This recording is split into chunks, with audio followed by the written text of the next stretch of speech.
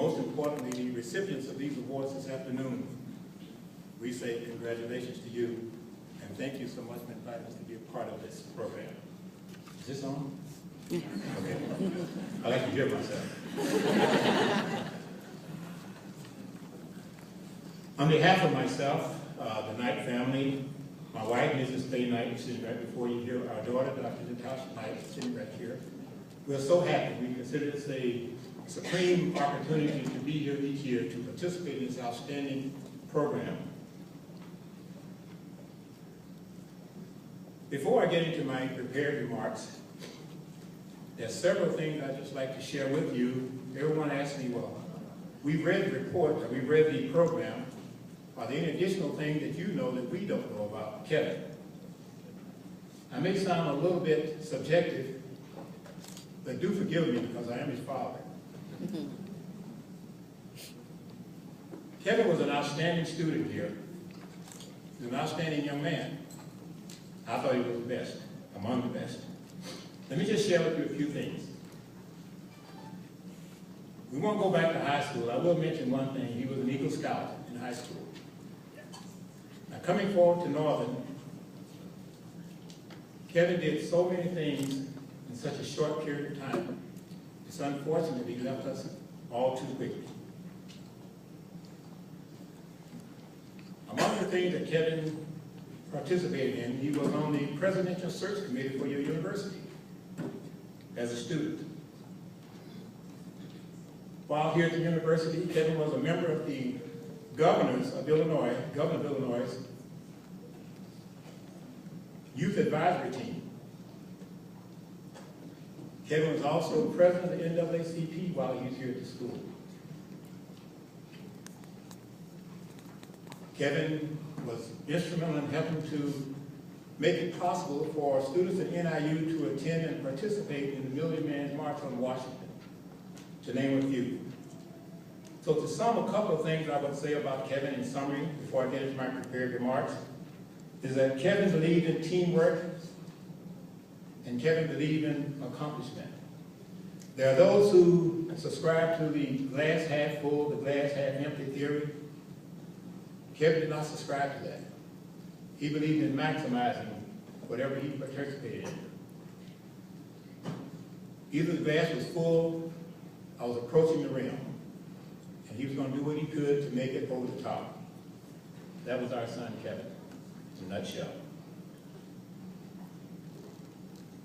Across the past year, I've had the opportunity to speak with some of the former award receivers here at the university and also student leaders across the area of Illinois, Chicago, Northern Illinois, some of the schools in Chicago.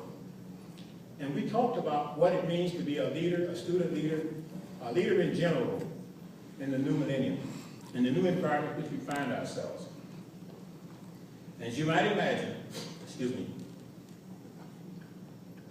this discussion drew a plethora of ideas.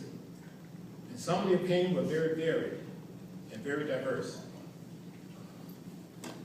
One thing they seem to agree with is that it is absolutely necessary to understand, appreciate, and accept the concept that we are in a new reality. There's several thoughts that kind of resulted out of those discussions, and I'll try to summarize some of those. Number one, reality is more dynamic today than ever before in the history of our nation.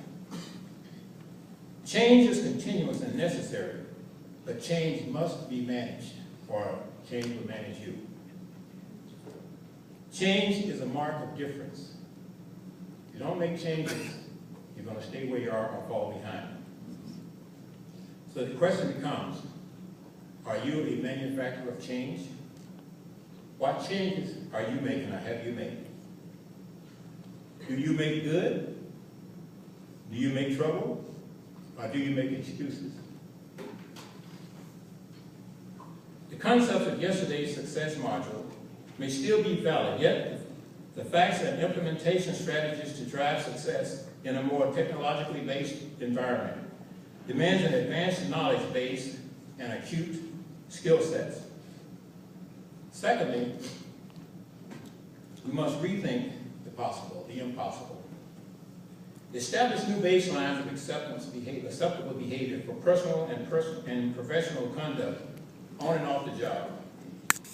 Discover new opportunities for self-development to keep current and to advance. There must be intentionality in one's definition of reality. There has to be more strategic goal sets with measurable expectations, which equals anticipated outcomes. One's belief drives one's reality. Some of us, well, all of us really, are born as originals, and oftentimes we find ourselves ending up as cheap substitutes. Are you sure of your talent inventory? What can you do best, and what do you need to work on? Do you know where to get the resources you need to succeed? Is the world a better place because you've been here and visited and made your contribution?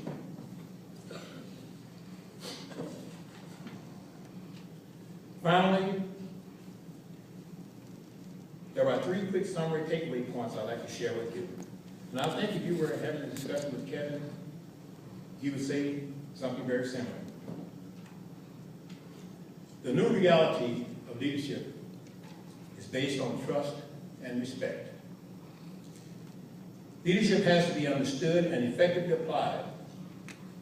For example, one may lead, but it takes a dedicated team to win.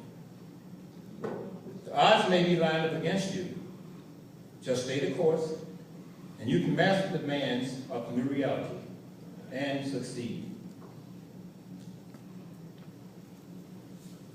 The deal is, you must stay the course, and you must never give up. And then finally, and I think Kevin would say, the only place that you will find that success precedes hard work is in the dictionary. Thank you very much.